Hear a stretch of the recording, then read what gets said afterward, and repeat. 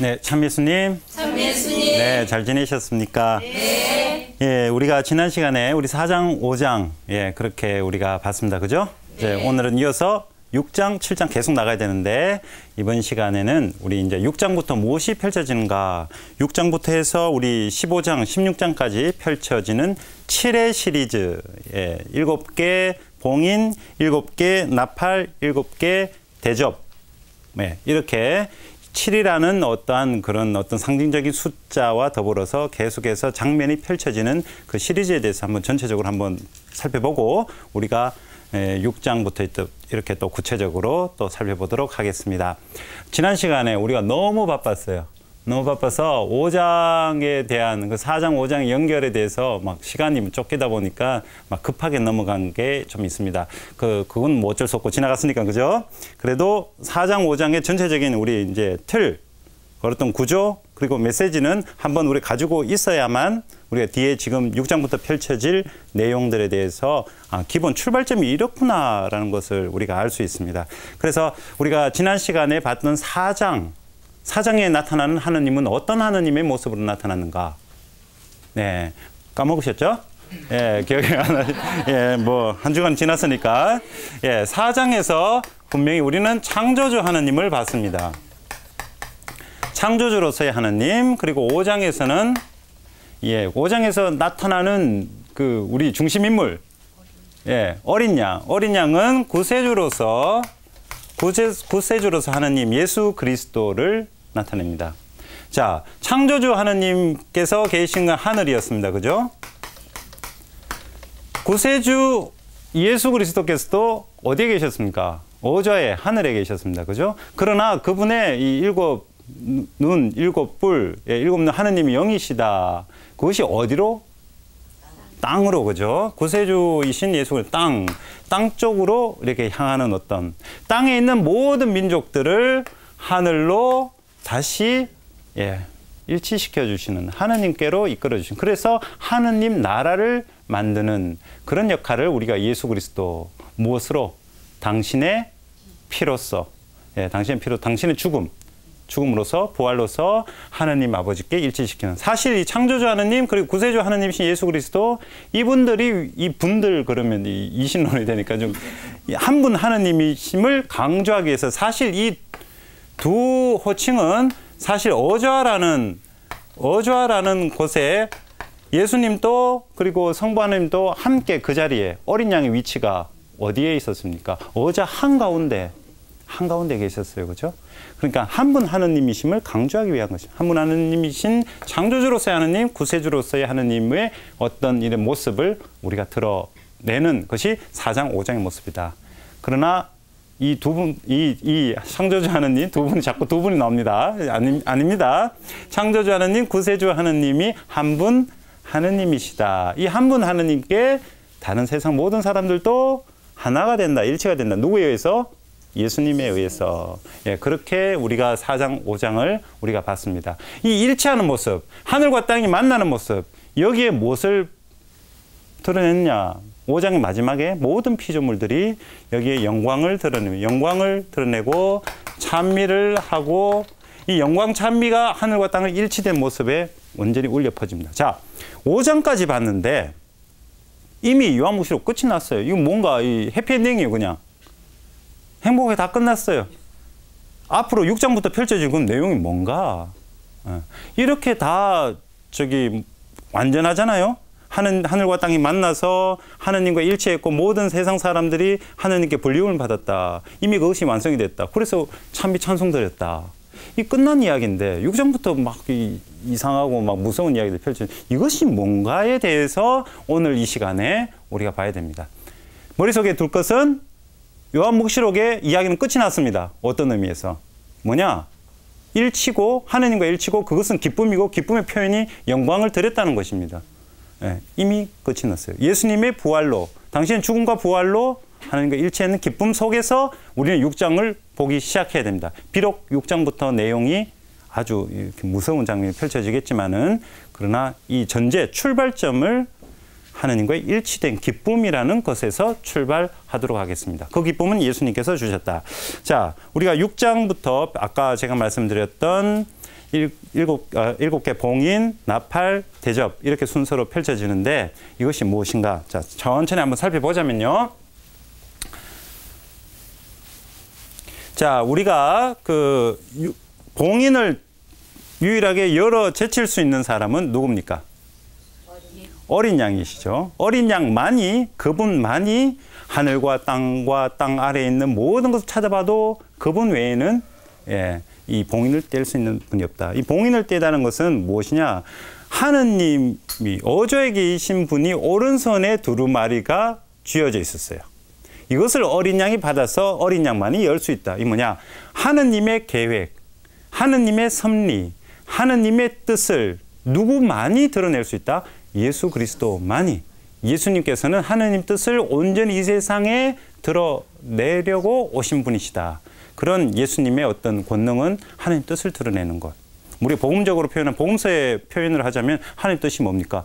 이 세상을 지극히 사랑하셔서 요한 복음에 의하면 당신 외아들까지 주셔서 하시고자 했던 것은 우리 모두가 영원한 생명을 얻어서 하느님이신 예수 그리스도, 하느님의 아드님이심을 믿어 고백해서 영원한 생명을 얻게끔 하는, 그래서 하느님의 사랑 안에 온전히 일치할 수 있는 그런 모습, 그것이 하느님의 뜻이죠. 그것을 드러내 보일 수 있는 것이 바로 예수 그리스도밖에 없었다라는 것입니다. 자, 그래서 7개 봉인을 여는 데 있어서 우리가 생각해 봐야 되는 것, 첫 번째가 장소 이동입니다.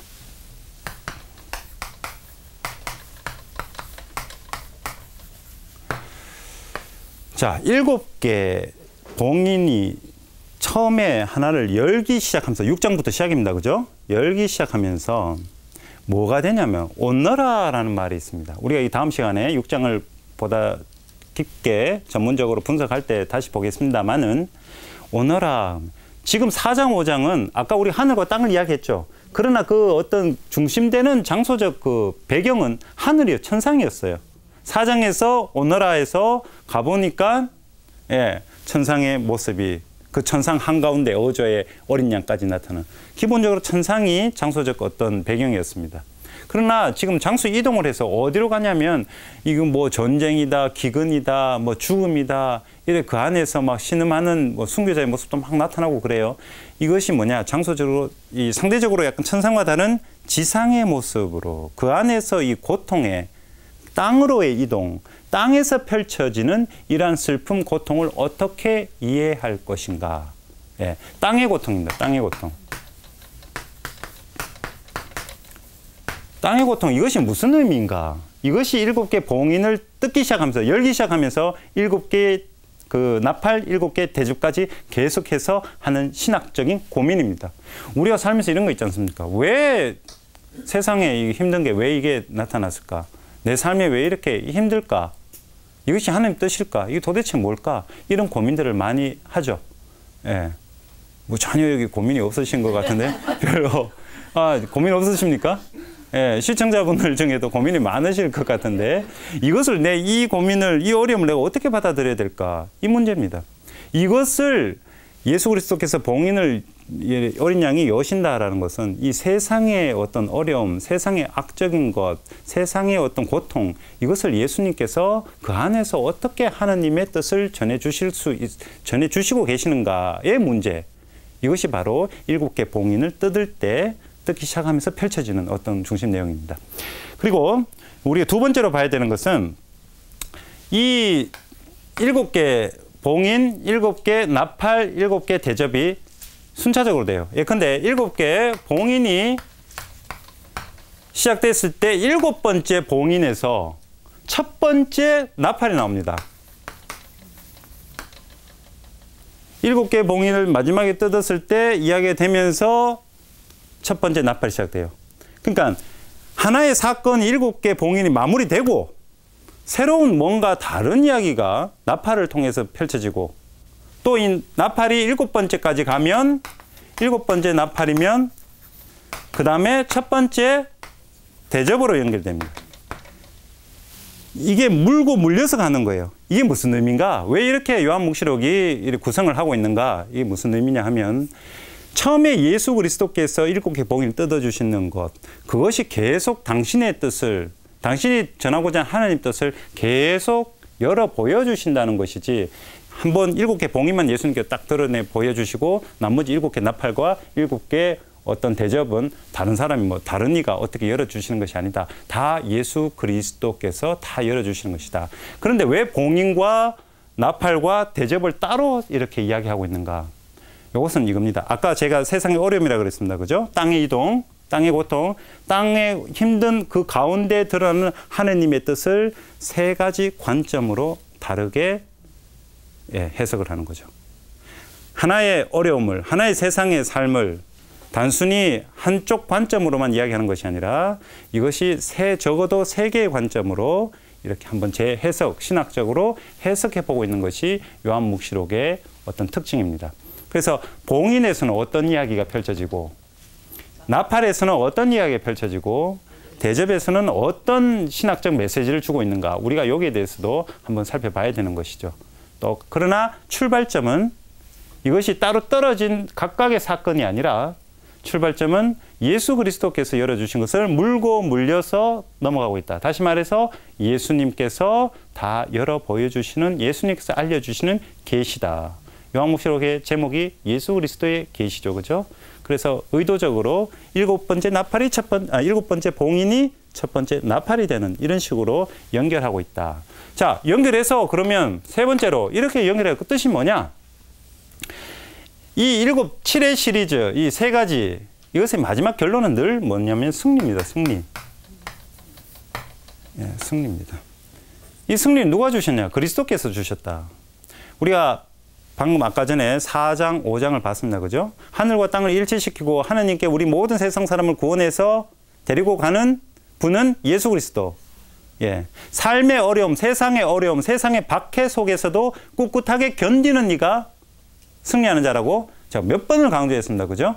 게임 끝나는 것이 아니라 지금 인내하고 참고 견디는, 그래서 신앙을 포기하지 않고 신앙적인 가치를 꿋꿋이 지키는 사람, 이런 사람이 바로 요한묵시록에서 승리하는 사람이다. 그래서 이 7개의 어떤 이 7의 시리즈가 끝나는 그 순간순간마다 등장하는 것이 승리의 노래, 승리의 기쁨을 이야기합니다. 다시 말해서 신앙적으로 너희 삶의 어려움이 있지만은 봉인을 뜯을 때마다, 나팔을 불 때마다, 대접을 할 때마다 세상의 어려움에 대해서 이야기하는데 그 어려움 속에서 꿋꿋하게 이기는 사람이 승리하는 거죠. 꿋꿋하게 이기지 못하고 지면 어떻게 할까요?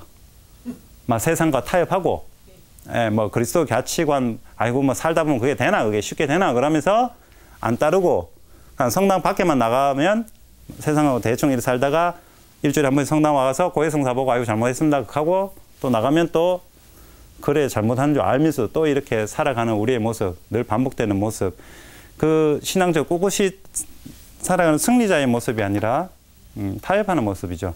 그 타협하는 모습은 15장 이후에, 이 대접이 다 끝난 이후에 나타납니다. 멸망으로 나타납니다. 그러니까 승리에 대적하는 거예요. 멸망이죠, 멸망. 요 두 축이, 그러니까 우리가 이 7개 봉인, 나팔, 대접 요까지는 무시무시한 장면이지만은 결국에 말하고자 하는 것은 승리다. 근데 승리 이후에 15장, 16장 뒤로 가서부터는 승리하지 못하는 이들이 나타난 게 멸망이다. 대탕려 바빌론이 무너졌다. 이 멸망으로 향하고 있습니다. 그 승리하는 사람이 멸망을 다 멸망시켜 나누면 마지막에 등장하는 게 21장, 22장의 뭡니까? 천상의 예루살렘이죠. 그래서 기본적으로 요한묵시록은 아주 긍정적인 책입니다. 아주 적극적인 우리에게 기쁨을, 승리를 주고자 하는 책이죠. 이 흐름을 보십시오, 흐름을. 땅으로 인해 땅이 고통이지만은 이 고통스러운 것을 승리, 예수 그리스도의 승리로 해석을 했고, 승리 안 하고 옆에 격까지 붙는 거 승리하자면 너 멸망, 너 없어져. 이제 없어졌고, 얘들은 뭐 이제 관심 없고요. 옛 하늘과 옛 땅은 가버렸고, 니 어디 갔는지 모르겠고, 등장하는 요한묵시록이 자세히 이렇게 구성하는 게 마지막에 천상 예루살렘. 이 승리의 어떤 기쁨. 4장, 5장이 기쁨을 노래한다 그랬죠? 머릿속에 두라 그랬습니다. 그죠? 그 요한묵시록의 어떤 처음이자 끝이라고 했습니다. 그 끝을 다시 한번 반복해서 이야기해 주는 것이, 길게 이야기하는 것이 바로 봉인부터 시작해서 천상 예루살렘까지다. 이런 전체적인 구조, 이제 한번 구체적으로 더 들어가서 한번 바라보도록 하겠습니다. 예. 우리가 이 어떤 땅의 고통이라는 것, 이 인간의 운명, 인간의 한계성, 이것을 어떻게 받아들여야 되는가, 거기에 대해서 우리가 먼저 한번 보도록 하겠습니다. 요한묵시록 우리가 처음에 시작할 때 그 당시 요한묵시록을 읽었던 사람들의 시대적 상황이 어땠다라는 것을 5가지의 시대적 배경, 구체적 그 당시 역사의 배경에 대해서 말씀드렸습니다. 그리고 그걸 몇 번 반복해서 말씀드렸습니다. 뭐 한참 전의 이야기이기 때문에 우리가 머릿속에 남아있다는 건 거의 기적적인 이야기고, 예, 기적에 가까운 거고 절대 머릿속에 안 남아있죠. 그죠? 예. 그러니까 그 시대 상황 보십시오.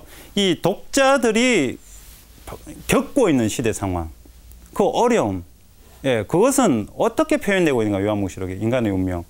물론 승리, 기쁨으로 이야기를, 위로와 격려를 주기 위해서 요한묵시록이 쓰여졌다고는 하지만은 문제는 그 고통 앞에서, 힘든 앞에서 버티고 있다는 거, 이게 대단히 어려운 것이겠죠. 그 구체적인 그 역사적 배경, 어려움이 뭐였습니까? 한번 해볼까요? 저도 기억이 가물가물한데, 첫 번째 가장 충격이었던 것이, 가장 힘들었던 것이 예수님 죽은, 내가 믿고 있던 이분이 물론 부활하셔서 하느님 곁으로 승천하셨다고 이러지만은, 이 초기 그래서 공동체에서 빨리 오시라 이거죠. 당신 죽음 이후에, 부활하신 이후에 당신이 직접 보이지 않으니까 너무 힘든 거예요. 내가 믿고 바라는 주님이 안 계시니까. 그리고 두 번째, 주님의 이거 따른다는 이 수석 제자라고 하는, 정말 우리 교회 양 기둥이라고 하는 이 바오로와 베드로 순교해버리는 거예요. 절대적으로 이거 믿고 의지했던 이 두 기둥이 사라지는 거, 이것도 큰 슬픔이죠. 그러다가 또 뭡니까? 또 우리 민족이 아니라 유다 민족이 폭삭 망하는 유다 항쟁 70년경에, 예, 그 다음에 또 이 유다인들이 또 그리스도인들을 가만두지 않아요. 예, 얌여모 종교회 우리가 이야기했습니다마는 이단시 취급해서 박해를 하고, 거기다가 로마 식민지 상황이었기 때문에 로마 황제 숭배, 로마의 어떤 이 군사적, 정치적 탄압, 이런 것들이 시대를 살아가는 초기 그리스도교 공동체, 요한묵시록을 읽는 독자들이 실제 느꼈던 어떤 위협, 삶의 어려움이겠죠. 그 속에서 신앙을 지켜내는 것이다. 그래서 이 어려움이 어떻게 다가오냐면 너무 어려운 거예요. 그래서 7이라는 숫자로 이야기합니다. 7개 봉인, 7개 예, 나팔 7개 되죠. 7이 무슨 의미였습니까? 예, 완전수, 그죠? 충만한 거. 그만큼 어렵다는 거죠. 너무 힘들다는 거죠. 그러나 끝에 가서 승리 이야기 한다 그랬죠? 7번째, 7의 7번째 순간의 승리를 이야기해요. 그 승리는 완전하다는 거죠. 그런데 7개 봉인, 나팔, 대접을 이야기할 때, 땅을 이야기할 때 등장하는 숫자가 뭐냐면 4라는 숫자가 많이 등장합니다.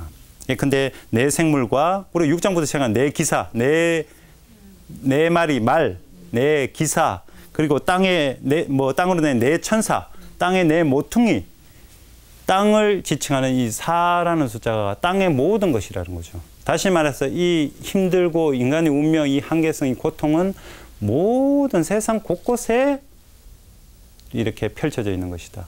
단순히 어느 한 부분, 어느 한 부류의 사람, 이런 개념이 아니라 이 힘든 어떤 시대적 상황은 모든 그 모든 어려움 속에서 예수 그리스도의 승리를 이야기하고자 하는 것이다. 그런데 문제는 이러한 어려움을 누구가 그 고통을 본격적으로 당하고 있는가의 문제는 또 다른 문제입니다. 뭐 쉽게 얘기 이겁니다. 우리가 여름에 홍수도 많이 나고 그랬죠. 뭐 자연재해입니다만은 그것이 어떤 인재일 수도 있고, 이러한 어려움이 우리 삶의 어려움이 살다가 보면 있다고 생각합시다.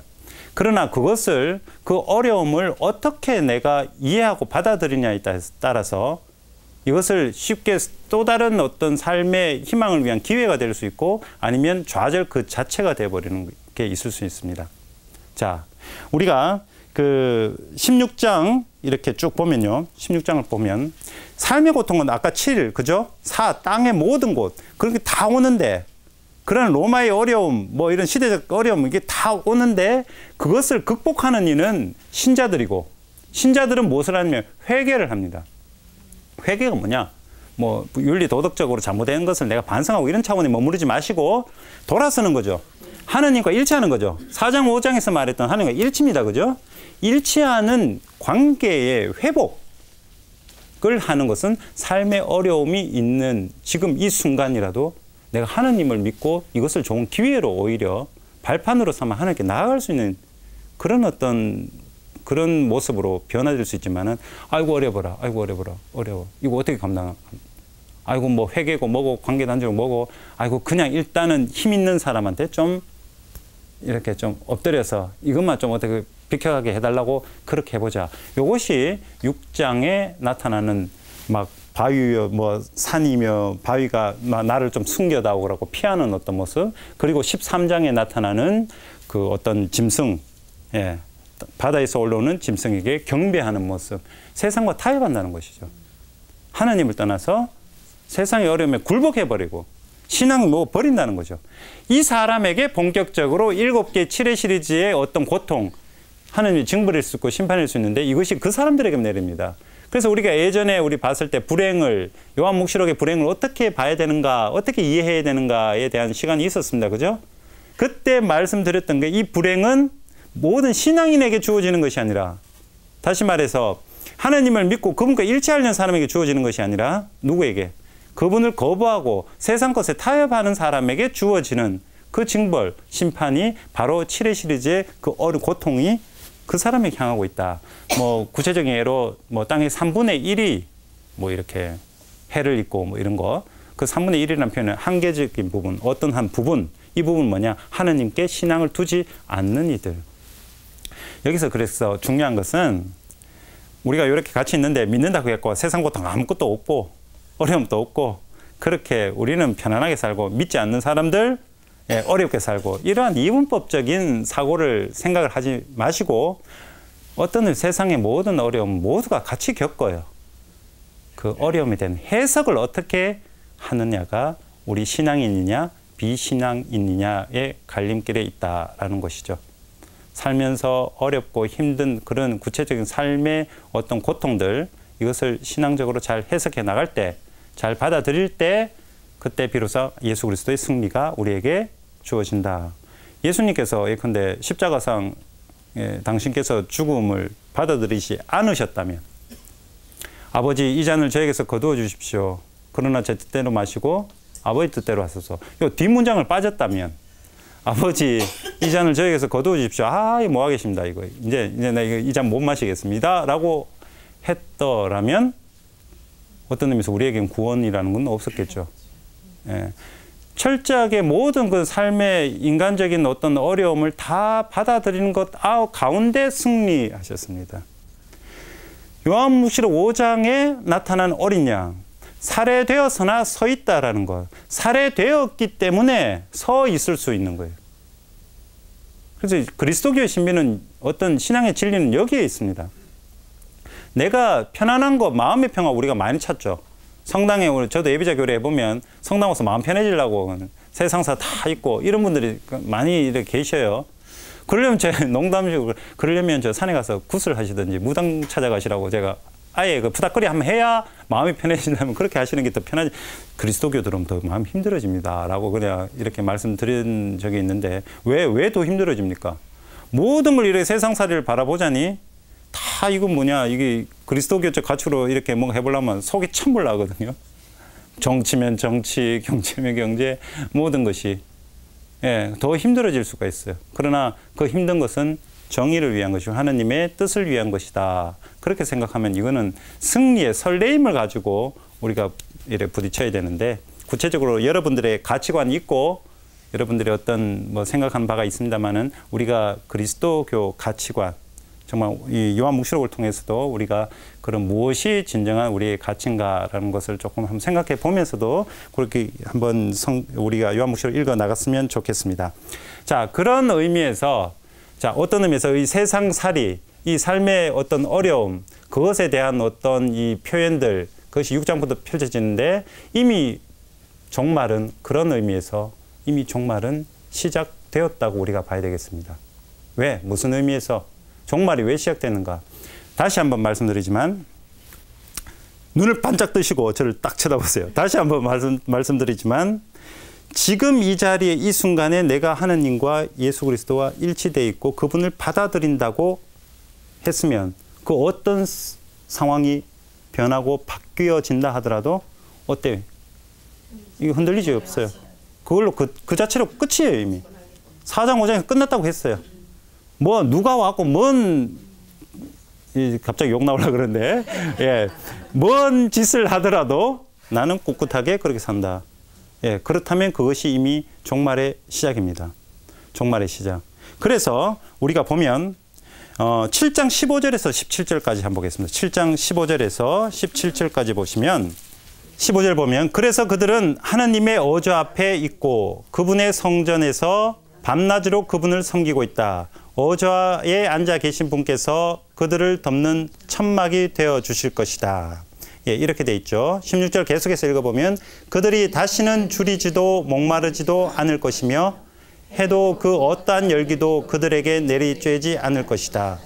어조 한가운데에 계신 어린 양이 목자처럼 그들을 돌보시고 생명의 샘으로 그들을 이끌어 주실 것이며 하느님께서는 그들의 눈에서 모든 눈물을 닦아 주실 것이다. 이거 누구에게 이야기하냐면요. 7개 봉인의 그 어떤 바로 직전에 구원받은 이에 대한 그 사람, 구원받은 이가 어디냐면 어린 양의 피에 자기 겉옷을 빤 사람, 이게 구원에 대한 표현인데 그만큼 자기가 어려움에 꿋꿋이 버티고 열심히 살아가는 사람, 이 사람에게 약속하시는 내용입니다. 구원을 약속하시는 것이죠. 그러면 이 사람이 이미 구원을 받았지 않습니까? 이 표현대로 하면. 여기에 보면 그들에게 어떠한 그 열기나 목마름, 굶주림이 주어지지 않을 것이죠. 이미 구원받은 상태. 이게 구원이에요. 이게 요한묵시록이 말하는 구원입니다. 뭔가 편안한 상태, 정말 소위 게임 끝나서 정말 영원한 생명을 얻으면서 하나님과 그냥 기쁨만이 가득한 그 상태가 구원의 상태가 아니라 삶을 아까 승리자의 개념 그죠? 꿋꿋하게 버티고 있는 이 사람에게 주어지는 것, 하나님의 약속, 굶주리지도 않고 목마르지도 않고 어떠한 열기들을 해하지 않을 것이다. 이거 자체가 구원인 것이죠. 그러니까 되게 실망스럽죠. 뭔가 편안한 게 와야 되는데 상이 주어져야 되는데 그런 것이 아니라 그냥 꿋꿋이 계속 견뎌. 열심히 해봐. 너 구원 줬다 이제. 이런 상태니까 종말의 시작이 바로 여기라는 것이죠. 그러나 그 완성은 아직 우리는 이 세상에 살고 있고 예수 그리스도 아직 재림하시지 않으셨고 그 완성은 우리는 언제일지 모릅니다. 도둑처럼 오겠죠. 그러니까 깨어있는 것 그 자체가 이미 종말이다. 이 종말론, 종말론에 대해서 지금 말씀드리고 있습니다. 종말론은 지금 이 자리에서 승리하는 사람, 인내하고 신앙의 가치를 지키고 그렇게 살아가는 사람, 그 사람이 바로 종말을 이미 살아가고 있는 사람이다. 구원받았습니다. 예.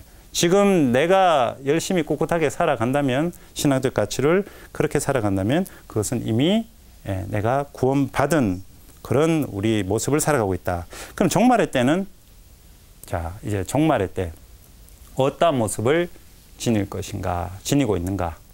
우리 삶을 쳐다보면 되겠죠. 종말의 때는 어떠한 모습인가. 그것을 아까 제가 하나의 이 삶의 어려움, 고통, 신앙적인 것을 지키기 위해서 살아가면서 그 어려움, 그것을 세 가지 관점으로 7개 봉인, 7개 나팔, 7개 대접을 세 가지 관점으로 본다고 했습니다. 종말의 때를 각 다른 관점으로 보고자 하는 것이죠. 7개 봉인에서는 그러면 종말을 어떠한 모습으로 보는가. 이것은 우리 어디서 볼 수 있는 7개 봉인, 종말의 모습입니다. 7개 봉인에서 볼 수 있는 종말의 모습은 순교자 개념입니다. 6장에 보면요. 이제 봉인을 다 뜯고 봉인 5개째 딱 뜯으면요. 뭐 나타나면 이 제단 아래에서 울부짖는 영혼들이 언제까지 저의 피해 복수를 미루시렵니까? 이 주님 이런 외침이 나타납니다.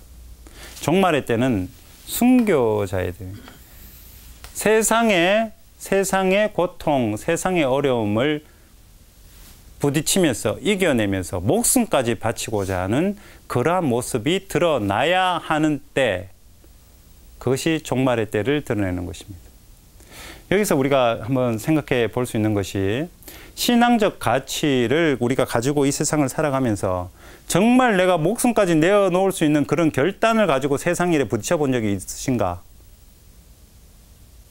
7개 봉인이 말하는 것은 7개 봉인을 뜯기 시작하면서 죽음과 기근과 뭐 전쟁과 이런 세상적인 어려움을 표현하면서 그러한 어려움 속에서 내 정말 목숨 걸고 당신의 가르침을 지키겠다라고 하는 것이 7개 봉인에서 말하는 종말의 때의 드러남인데, 이렇게 되어야 아까 약속했는 거 있죠. 7장에서 굶주림도 없고, 그죠?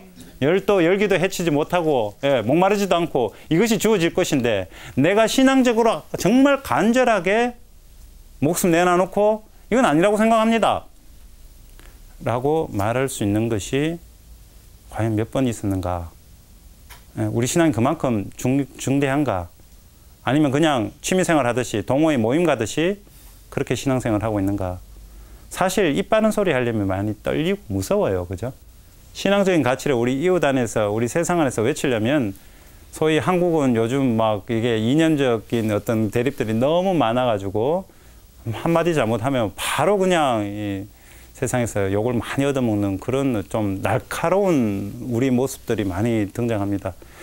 그럴 때일수록 어떤 의미에서는 더 목숨 내놔놓고 내 가치를 지키려는 뚝심이 있어야 되지 않는가. 이리저리 휩쓸리고 살아간다면 우리는 종말의 때를 사는 것이 아니다라는 것이죠. 언제까지 우리 피해 복수를 미루시렵니까? 언제까지 내가 이렇게 꿋꿋하게 이렇게 참아야 됩니까? 주님 어서 오십시오 라는 그런 간절한 마음이 순교자에게 있습니다. 이 순교자가 무엇을 지향하느냐? 아이고 내 어려움 못 살겠다. 그것이 아니라 지향하는 것은, 죽음을 통해서 뭘 지향하냐면, 아이고 내 좀 편안하게 해달라는 것이 아니라 하느님의 정의입니다. 정의. 하느님의 복수라는 개념, 우리 다음 시간에 볼 건데, 복수라는 개념은 단순히 내가 필요한 것을 이렇게 보상해주는 그런 차원이 아니라 하느님의 정의를 이 세상에 드러내게 해 주십시오라는 것이 하느님 복수라는 우리 구약의 예언서의 전통에 많이 나타납니다. 그러니까 순교자가 내가 무엇을 위해서 목숨 걸고 하는가? 하느님의 정의가 이 세상에 오롯이 펼쳐지는 그런 어떤 모습을 살아가는 것, 이것이 종말의 때에 드러나는 것이다. 7개 봉인에서 볼 수 있고요. 두 번째 종말의 때는 어떠해야 되는가? 우리 7개 나팔에서 한번 보겠습니다.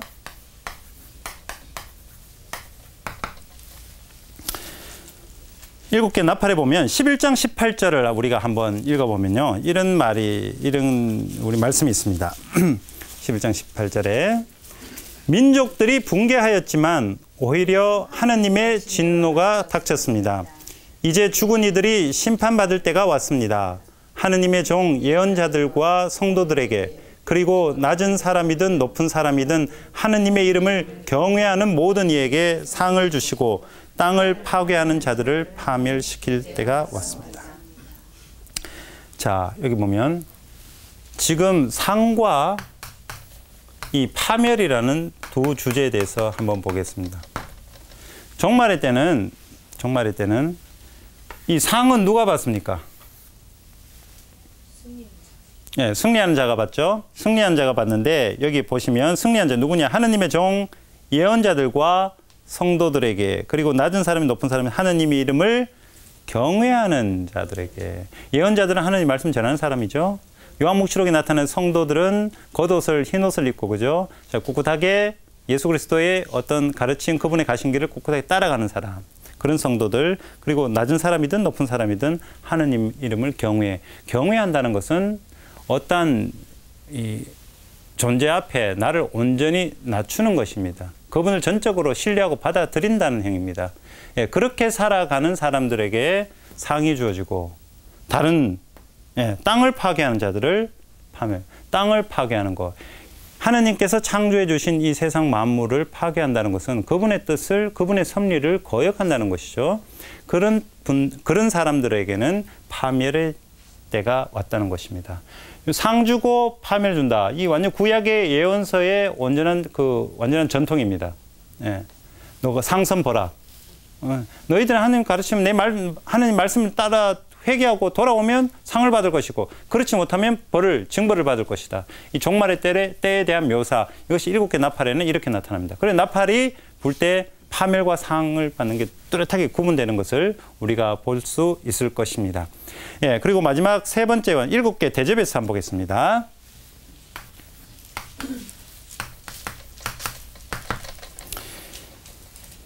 일곱 개 대접에서 바라보는 종말의 때는 어떤 것인가? 15장 2절에서 4절까지를 보면요. 이런 말씀이 있습니다. 15장 2절에서 4절. 나는 또 불이 섞인 유리바다 같은 것을 보았습니다. 그 유리바다 위에는 짐승과 그 상과 그 이름을 뜻하는 숫자를 무찌르고 승리한 이들이 서 있었습니다. 여기도 승리한 이들이 서 있죠. 그죠? 예, 뭐에 무찔렀습니까? 유리바다 위에는 짐승과 그 상과 그 이름을 뜻하는 숫자.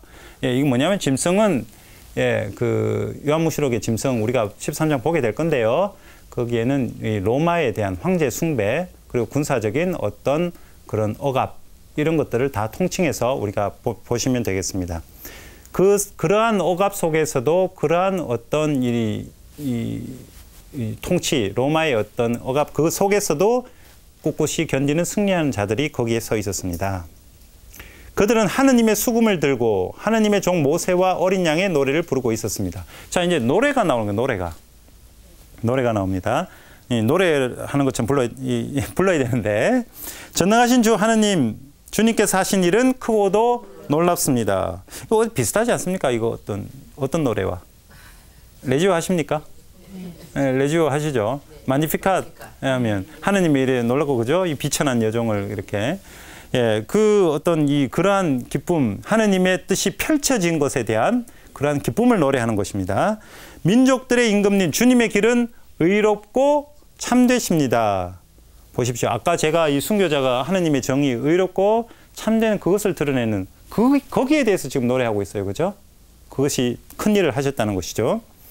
주님을 경외하지 않을 자 누구이며 주님의 이름을 찬양하지 않을 자 누구입니까? 정녕 주님 홀로 거룩하십니다. 자, 다른 거는 필요 없습니다.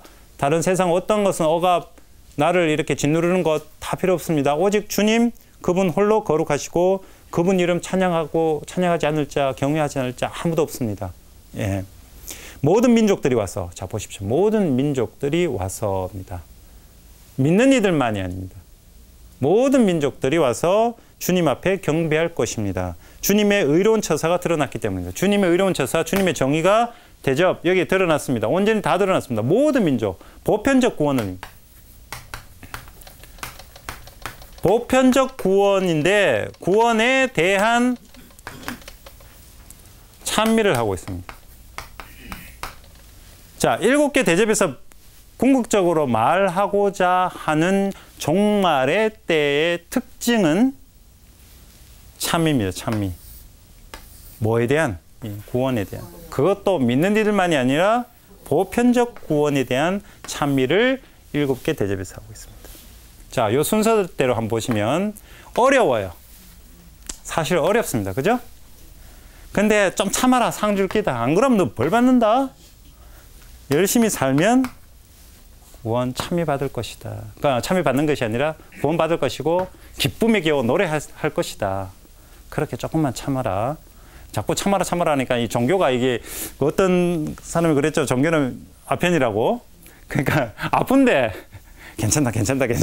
이런 차원이 아니라 이건 아주 적극적인 차원입니다. 적극적인 거. 내가 정말로 꿋꿋하게 버텨서 견뎌내는 아파요. 아프지만은 내 신앙의 가치를 하느님의 정의를 위해서 포기하지 않고 살아가면 상을 받을 것이고 그러면 내가 구원을 받고 보편적인 구원 속에서 내가 기쁨의 노래를 부를 것이다. 이렇게 되어 있습니다. 이게 구약의 예언서의 전통을 말하자면 전통의 단어로 말하자면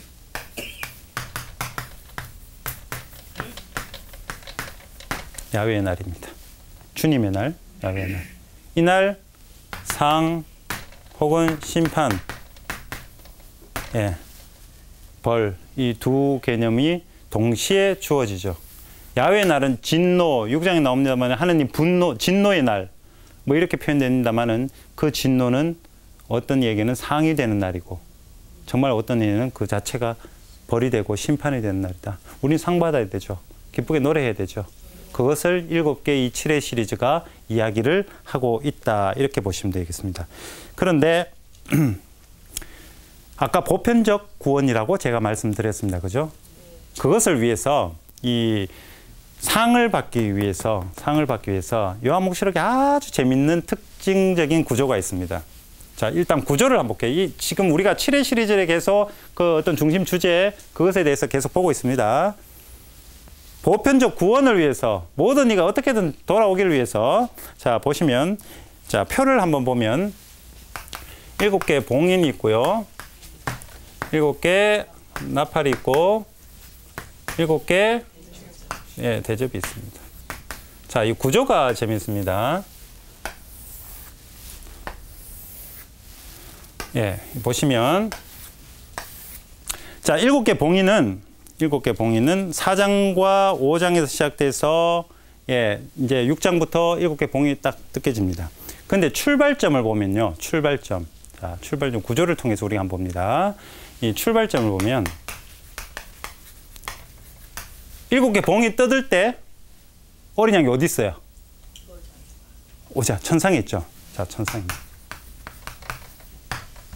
7개 나팔을 불 때 어디냐면요. 천상입니다. 우리가 한번 보시면 되는 8장 2절에서 5절까지 한번 나중에 한번 보셔요. 8장 2절에서 5절 천상입니다. 자, 7개 대접을 시작할 때도 천상입니다.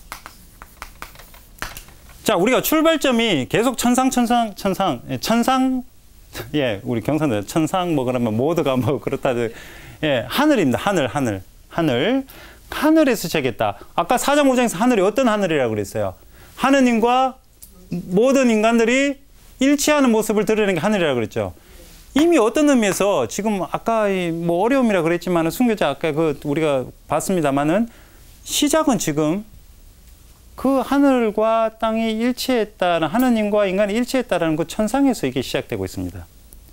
예, 그 다음에 이제 문제는 이제 심판의 모습이 여기 나타나는데 징벌, 뭐 심판의 모습이 등장합니다. 심판의 모습이 등장하는데 요것이 보면 6장과 여기는 8장에서 9장 그리고 16장에 나타납니다. 요 심판이 우리가 생각하는 구체적으로 우리가 계속 텍스트 읽어나면서 분석할 건데 요 심판의 내용이 천상 다음에 나타납니다. 무서운 장면들이. 근데 여기서 이제 중요한 것, 신기한 것. 세 번째 여기 보면 뭐가 있냐면 침묵기가 있습니다.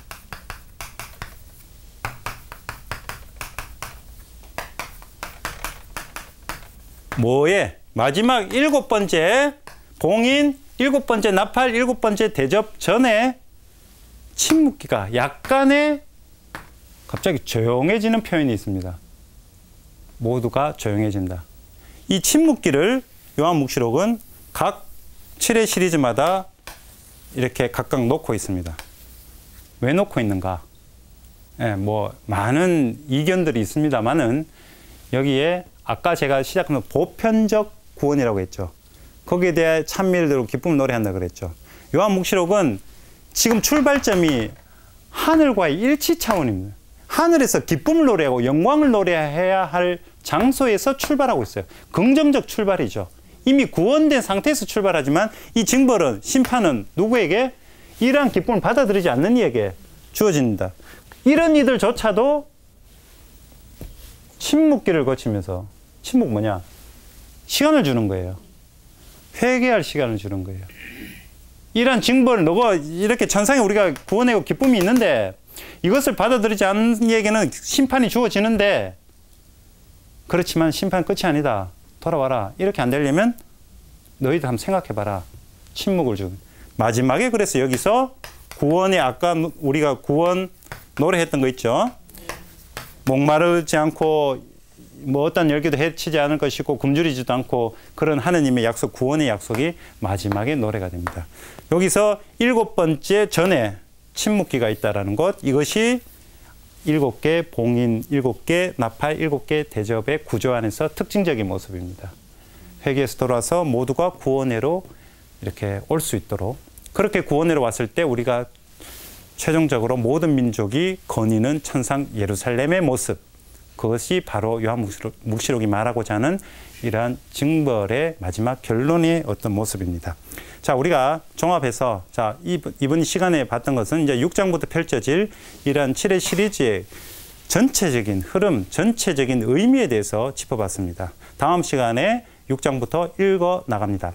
이 전체적인 흐름에서 머릿속에 둬야 될 것은 긍정적이고 아주 희망적인 메시지다.